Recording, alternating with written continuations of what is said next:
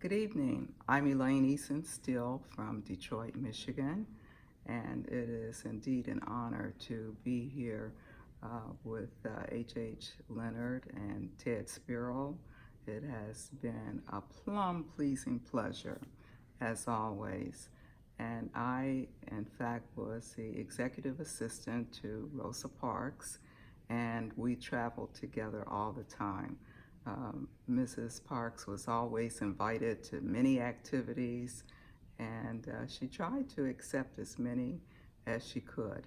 And as a result, I had the privilege of accompanying her. And we had some good times and we had some trying times, but nevertheless, she never faltered. She just continued on.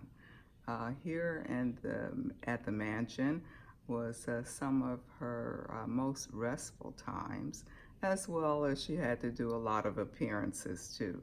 So, but after her appearances, she was allowed to rest. She enjoyed the mansion because there were so many rooms that she could choose from.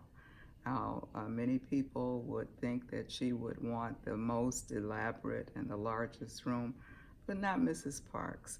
She wanted the smaller room, and just as long as it had a television and had a bathtub that she could enter easily.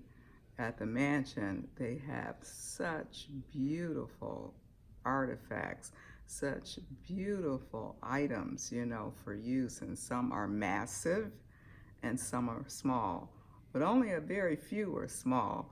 Mrs. Parks preferred the small ones, and they indeed accompanied her. So we just really enjoyed ourselves. This was our home away from home because we stayed many other places in Washington, D.C., our nation's capital.